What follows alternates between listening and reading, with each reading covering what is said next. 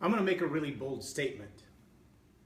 90% of the people in hell will be there for one reason. That reason is that they refused to change.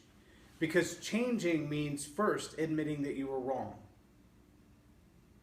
Now, this is not the same anymore, but more than almost 25 years ago now, there was a young lady that I had recently met. We were having a conversation on the phone, and I was driving a truck as a local delivery guy, and she worked in an office setting.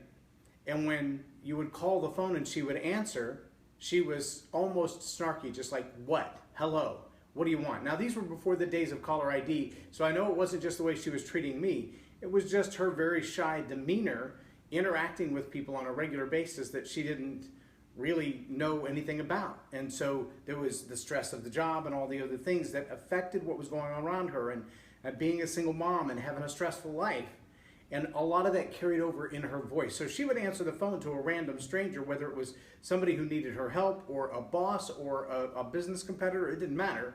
The tone always came across as, "What do you want?"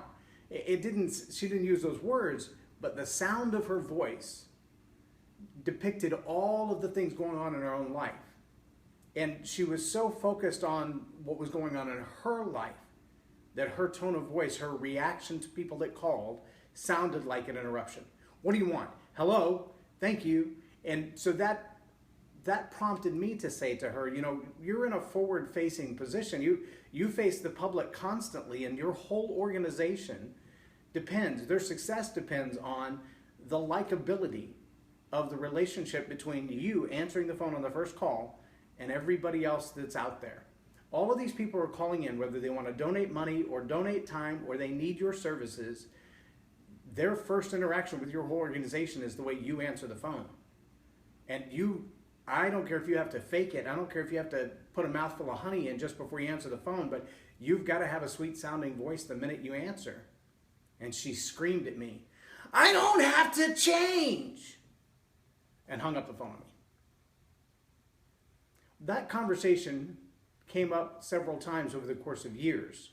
Now, at this point in life, we're very connected with each other now, and that person doesn't have that same attitude. In fact, more often than not, she looks to change. She looks for opportunity. What could I do better? What am I doing wrong? How could I learn about this?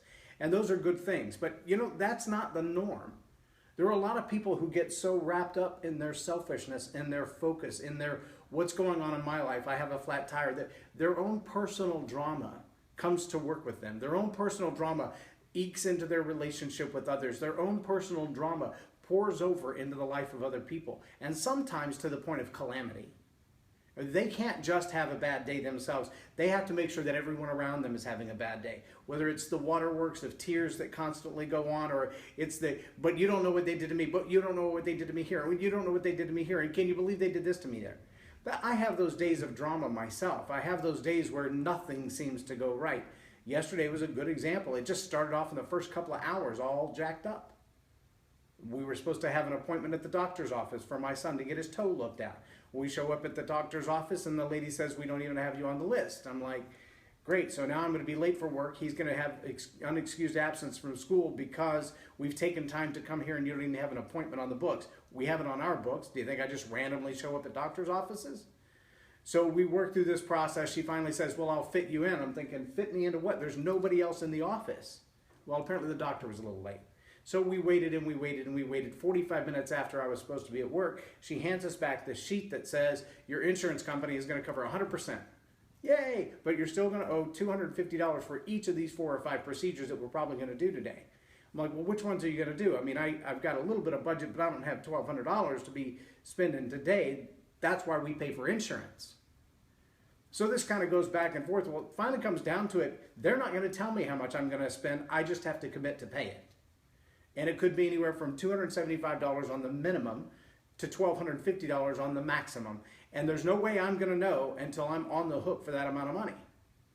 And so my frustration is just starting to build and build and build. And I'm getting a little selfish. And I'm getting a little annoyed that I'm not at work yet. And I'm getting a little annoyed that he's not at school yet. And I'm getting a little annoyed that... See, we can let that drama overwhelm our whole day.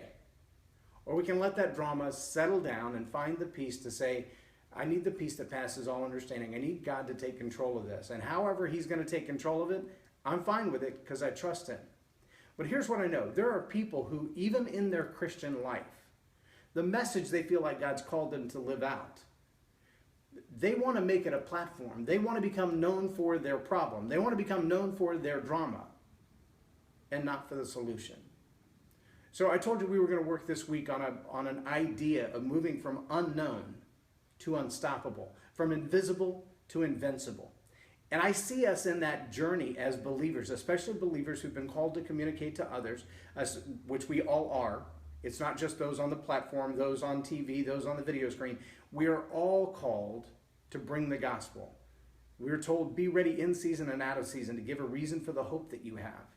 That means we should constantly be ready to deliver the hope of Jesus Christ to strangers, to people who are in need, to people whose lives are falling apart, to people who have their own personal drama. But when our personal drama overwhelms the peace of Christ, then we got nothing to give. No one wants us to come and dump our drama in their life. No one needs that.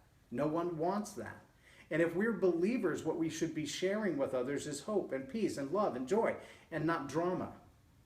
But when we get all wrapped up in our own drama, we have to understand that every seed that we plant is just going to be a negative seed. Right here in Galatians chapter 6, I believe it's verse 7. It says, don't be misled. No one makes a fool of God. What a person plants, that's what he's going to harvest. The person who plants selfishness, ignoring the needs of others, and ignoring God, harvests a crop of weeds. All he'll have to show for his life is weeds.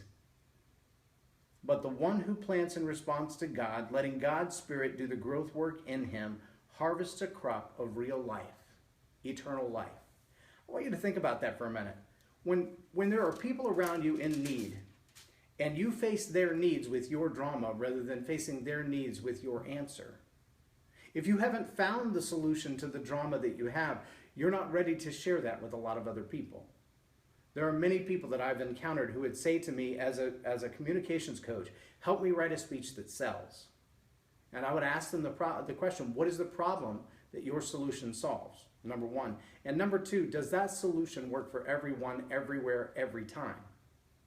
If I have the problem that my wedding ring won't fit on my hand anymore because my hands are swollen, and you have the solution for swollen hands, does it only work for certain people in a certain place at a certain time, or does it work for everyone who has a left hand who has wedding rings? And if the answer is it only works for certain people in certain places, that's not a solution. You know, the Rubik's Cube doesn't care who solves it. They don't care if you're American or Asian, if you're African. They don't care. The Rubik's Cube itself has zero concern. What it knows is that if you understand the solution of how to solve the colors, how to get them back in the right place, that solution works everywhere on the planet, every time of day, in any environment, in any circumstances, by anyone's hand, because it's a solution to a problem to be solved.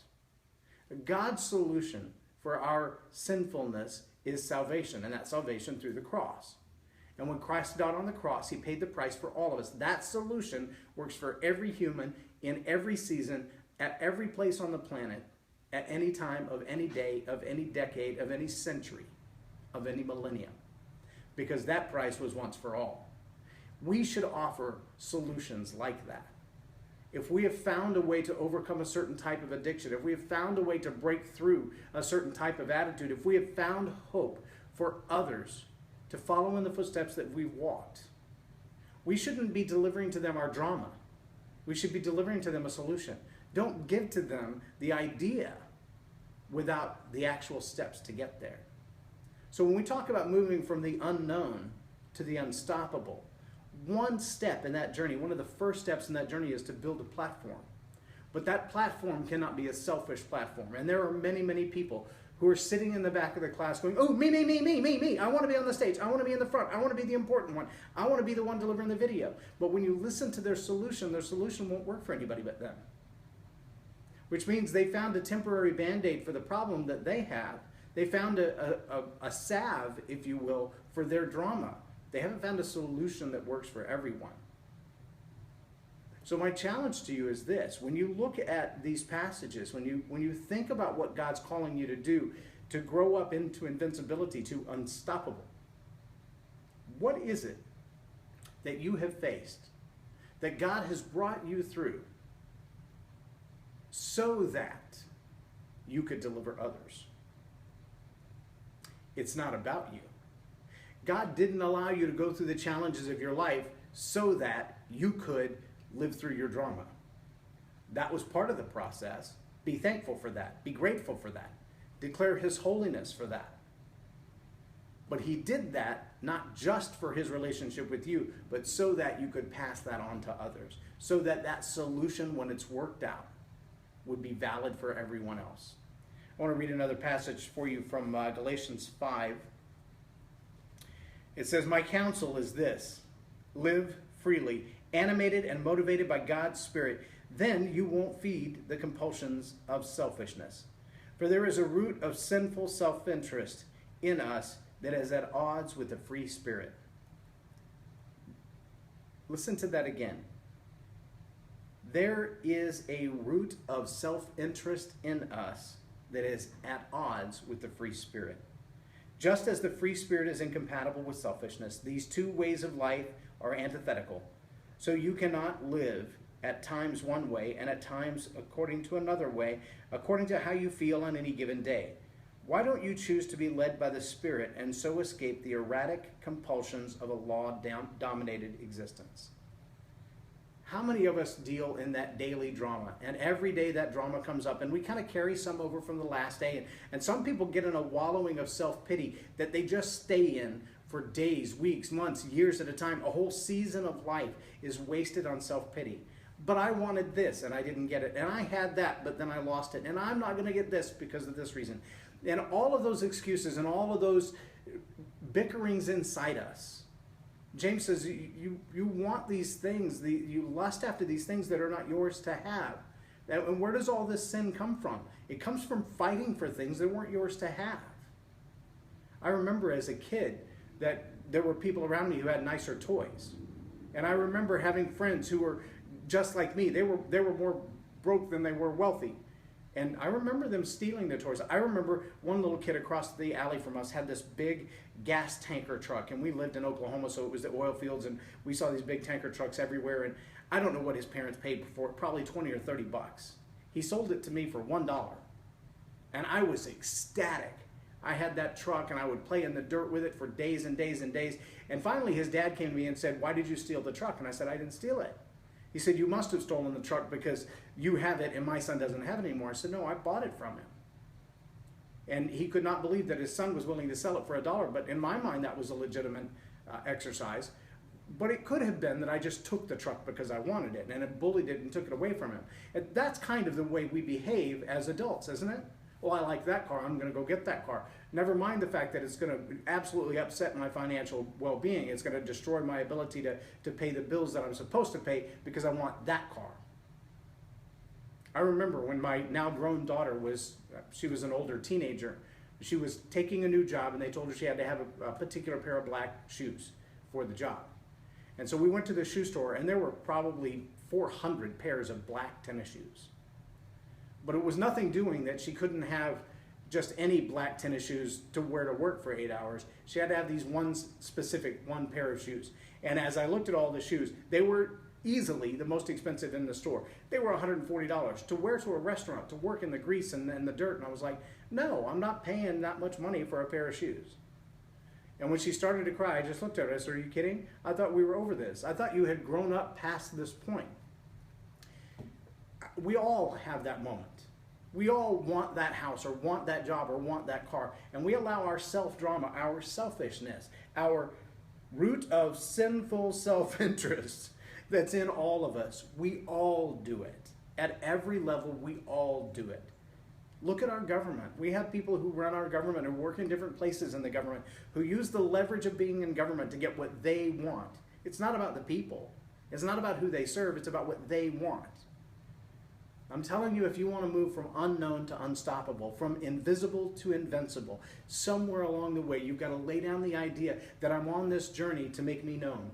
I'm on this journey to be famous. I'm on this journey to get the $20,000 speaking fee. I'm on this journey to have a best-selling book. I'm on this journey to have a TV show. If that's why you're on this journey, back up, get off the tracks for a minute, and ask yourself the question, what does God want me to do?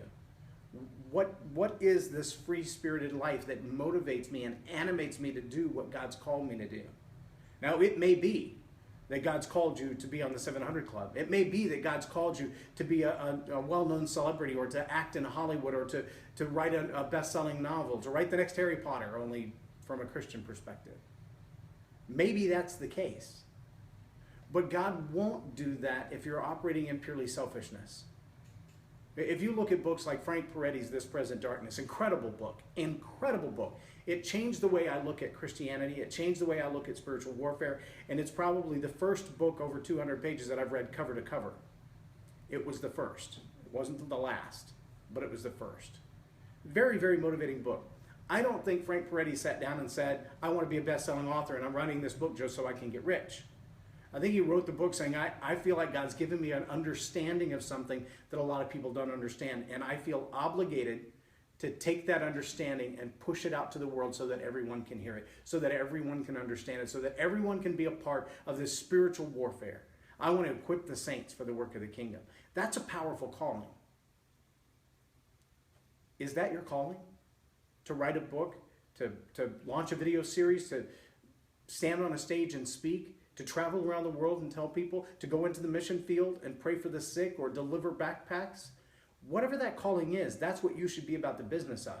Not selfishly desiring the limelight, but purposefully desiring to live out what God called you to do, to plant good seeds, because goodness only comes from God. So that's my challenge. I want you to ask yourself the question, as I work on this journey from the unknown to the unstoppable, from invisible to invincible, the first step is surrendering myself to the call. I want to build a platform. I need to build a platform. People need to know what I have to say. That's why we have soapboxes. Back in the day, they would stand on them to yell over the crowd. Now we have microphones. We have platforms of social media. But in order to build that platform, you better know first what the foundation under that platform is. What's going to hold it up? What's going to be the thing that God is going to honor every time you speak? Because you're not speaking on your behalf, you're speaking on His. And you're not speaking for your benefit, but for everyone else. Take some time today and ask that question. God, what is this message that you've put in me? That when it's in its full endowment, when it has reached the place where it's exploding from within me, that it will be unstoppable. What is that message, and how do I cultivate it, and what do I need to learn, and how do I get prepared, and how do I build a platform, and what is my platform, and who are the people that I'm going to help, and how will I help them, and what is the solution that you've demonstrated in me that I can give away to them? I know it's a lot of questions. I hope you had a chance to write them down. Otherwise, you'll have to rewind on the recorded version. I am J Loren Norris. You've been watching Tell It Like It Is TV. Have a blessed day.